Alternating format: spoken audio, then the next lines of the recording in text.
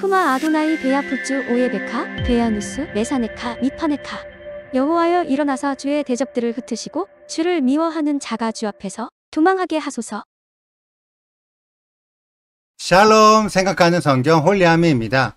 오늘의 말씀은 발람의 마지막 예언이자 발람의 실체가 드러나는 말씀입니다. 발람이 3번이나 이스라엘을 축복하는 예언을 하자 발락은 화가 머리끝까지 달아올라서 발람을 쫓아내게 됩니다. 그때 11절을 보면 발락이 처음에는 발람에게 모든 보상을 해주는 조건으로 데리고 왔지만 원하는 저주를 받지 못하자 보상을 안 해줄 것처럼 이야기를 하고 그에 대한 책임을 여호와께 떠넘깁니다. 그러자 발람도 13절에서 발락의 은근보다 여호와의 말씀이 더 중요한 것처럼 대답합니다. 그러면 실제로 발람에게 여호와의 말씀이 발락의 보상보다 더 중요했을까요? 만약 그러했었다면 발람은 25절에서 자기가 있었던 바벨론으로 돌아가는 것이 아니라 이스라엘로 기화하여 이스라엘에 접붙여져야 했습니다. 그런데 여호수아 13장 22절을 보면 바벨론으로 돌아갔다고 기록된 발람이 다시 모압 땅으로 돌아와 있어서 미디안 귀족들과 함께 어울리고 있다가 요단 동쪽 땅을 차지하게 된 루벤 지파의 손에 죽게 됩니다. 발람은 겉으로 보이기에는 믿음이 있어 보이는 말을 했지만 실제로는 발락의 은금이 탐이 나서 25장에 나오는 이스라엘을 넘어뜨리는 음행의 계략을 전수해준 후 모압 땅에 머물며 호의호식하고 있는 언행이 불일치한 모습을 보여줍니다. 오늘 말씀에 기록된 발람의 4번째이자 마지막 예언도 동일합니다. 얼핏 보면 진짜 여호와의 음성을 듣고 예언한 것처럼 상당히 정확한 예언을 했습니다. 하지만 예언이 풀어지는 방식은 3절의 예언과 동일하게 자신을 꾸며서 스스로를 높이는 수식어들이 먼저 붙어 있습니다. 그리고 이번에는 이스라엘을 축복한 것이 아니라 이스라엘의 대적들을 심판하는 저주의 예언들을 쏟아냅니다. 이때 내뱉은 저주의 예언이 상당히 정확한 예언이었는데 여호와의 영이 임한 하나님의 저주라서 정확한 것이 아니라 발람의 주 전공이 저주의 예언이었기 때문에 이 부분이 이미 아주 활성화되어 있어서 상당히 높은 수준의 저주를 쏟아낼 수 있었던 것입니다. 이것을 보아 추측할 수 있는 내용은 앞서 2절에 임했던 엘로힘의 영은 여호와의 영이 아니라 평소에 발람이 저주할 때 자주 사용했던 익숙한 엘로힘의 영이었다는 것을 유추할 수 있습니다. 그래서 점수를 쓰지 않고 자신의 힘으로 예언을 하려고 했었지만 익숙한 영이기 때문에 너무 쉽게 들어와서 저주의 예언이 자연스럽게 풀어졌던 거죠. 우리가 지금까지 발라크의 시간에 발람에 대해 알아보았는데요. 여러분들이 지금까지 알고 있었던 발람의 예언과 이번 주에 제가 설명드린 발람의 예언이 동일한가요? 아마 상당히 차이 나는 사람들이 많았을 것입니다. 여러분들은 이 차이가 어디에서 왔다고 생각하시나요? 저는 개인적으로 행동에서 왔다고 생각합니다. 많은 신앙인들이 성경을 공부할 때 자기 스스로 말씀을 연구하여 하나님의 의도를 파악하지 않고 교회에서 목사님들이 설명해 준 내용을 곧이곧대로 따라하는 경우가 대부분이며 혹은 여러 유튜버들을 보면서 여기저기서 들은 내용들을 짜집기 하는 경우도 상당합니다. 그렇게 학습된 성경은 나의 성경이 아니라 남의 것을 빌려온 것에 불과합니다. 물론 처음에는 남의 것을 배워야 하는 것이 당연하지만 어느 정도 익숙해졌다면 이제는 나만의 성경으로 재해석하고 재정립하는 과정이 반드시 필요합니다. 그래야 진짜 내 것이 되는 거예요. 발람의 사역은 이 과정을 하지 않은 거예요. 그래서 여호와가 최고의 신이라는 것을 알았고 그 신을 덧입어야 자신의 사역이 더욱 강해지고 유명해진다는 것을 깨닫고 여호와를 믿었지만 가장 중요한 자신의 사역이 어떤 방식으로 이루어지는지와 내가 어떤 엘로힘의 능력을 빌려오는지를 제대로 이해하지 못하고 정립하지도 못했습니다. 그래서 뜬구름 잡는 것처럼 여호와의 음성을 듣고 있다고 생각만 할 뿐이지 지금까지 여호와가 아닌 다른 엘로힘으로 토라의 가르침이 아닌 저주의 가르침을 활성화하고 있었던 것입니다. 그렇기 때문에 발람에게 가장 자신 있는 사역은 익숙한 다른 엘로힘으로 저주하는 사역이었습니다.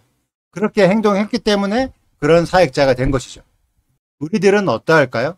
대부분의 신앙인들이 성경을 믿고 있고 하나님을 사랑한다고 말은 합니다. 하지만 실제의 삶에서는 성경을 따르지 않고 하나님의 명령을 지키지 않습니다. 발람이 그랬던 것처럼 뜬구름 잡는 하나님의 신앙을 가지고 있을 뿐이죠. 그런 신앙인들에게는 어떠한 사역이 풀어질까요? 뜬구름 잡는 신앙을 가지고 있기 때문에 뜬구름 잡는 사역만 풀어집니다. 하지만 성경에 기록된 사역자들은 전혀 그런 식으로 사역하지 않았습니다. 너무나 현실적이고 상당히 구체적이며 실제의 행동이 요구되는 실체적인 일들을 감당하고 있었습니다. 그런 사람들 중에 한 명이 다음 주 토라 포션의 주인공인 비느하스입니다. 비느하스에 대한 내용은 제가 내일부터 함께 나누도록 하겠습니다. 저는 여러분들이 내가 지금 누구처럼 신앙생활을 하고 있는지를 정확하게 이해하여 내가 가진 신앙을 제대로 정립해 보시기를 권해드립니다. 발락처럼 행동하면 발락의 신앙이 되는 것이고 발람처럼 행동하면 발람의 신앙이 되는 것입니다. 비느하스처럼 행동하면 비느하스의 신앙이 되는 것이고 예슈아처럼 행동해야 예슈아를 믿는 신앙이 됩니다. 이 개념을 이번 주와 다음 주에 명확하게 정립하는 우리 홀리아미 가족들이 되시기를 축복합니다. 오늘의 영상은 여기까지입니다. 오늘의 말씀을 읽으시고 질문이 있으시다면 언제든지 댓글로 남겨주세요.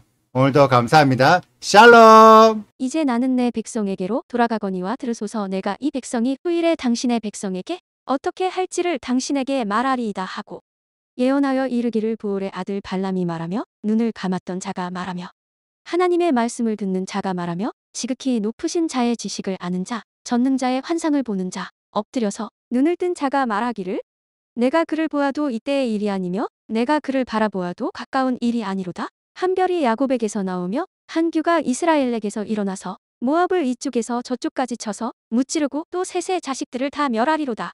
그의 원수 에돔은 그들의 유산이 되며 그의 원수 세일도 그들의 유산이 되고 그와 동시에 이스라엘은 용감히 행동하리로다. 주권자가 야곱에게서 나서 남은 자들을 그 성읍에서 멸절하리로다 하고 또 아말렉을 바라보며 예언하여 이르기를 아말렉은 민족들의 으뜸이나 그의 종말은 멸망에 이르리로다 하고 또 겐 족속을 바라보며 예언하여 이르기를 내 거처가 견고하고 내 보금자리는 바위에 있도다. 그러나 가인이 쇠약하리니 나중에는 아수르의 포로가 되리로다 하고 또 예언하여 이르기를 슬프다. 하나님이 이 일을 행하시리니 그때의 살 자가 누구이랴.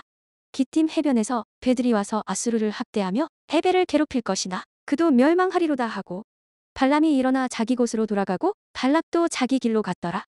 이스라엘이 시팀에 머물러 있더니 그 백성이 모아 벼자들과 음행하기를 시작하니라. 그 여자들이 자기 신들에게 제사할 때에 이스라엘 백성을 청함에 백성이 먹고 그들의 신들에게 절함으로 이스라엘이 바알보올에게 가담한지라. 여호와께서 이스라엘에게 진노하시니라. 여호와께서 모세에게 이르시되 백성의 수령들을 잡아 태양을 향하여 여호와 앞에 목매어 달라 그리하면 여호와의 진노가 이스라엘에게서 떠나리라. 모세가 이스라엘 재판관들에게 이르되 너희는 각각 바알보올에게 가담한 사람들을 죽이라 하니라. 이스라엘 자손의 온 회중이 회막문에서 올 때에 이스라엘 자손 한 사람이 모세와 온 회중의 눈앞에 미디안의 한 여인을 데리고 그의 형제에게로 온지라. 제사장 아론의 손자 엘르아살의 아들 비느하스가 보고 회중 가운데에서 일어나 손에 창을 들고 그 이스라엘 남자를 따라 그의 막사에 들어가 이스라엘 남자와 그 여인의 배를 꿰뚫어서 두 사람을 죽이니 연병이 이스라엘 자손에게서 그쳤더라. 그 연병으로 죽은 자가 24,000명이었더라. 구독과 좋아요를 눌러주세요. 그리고 알림 설정도 해주시고요. 그리고 하트도 꼭 눌러주세요. 슈바 아도나이 리베보트 알레페 이스라엘 여호와여 이스라엘 천만인에게로 돌아오소서.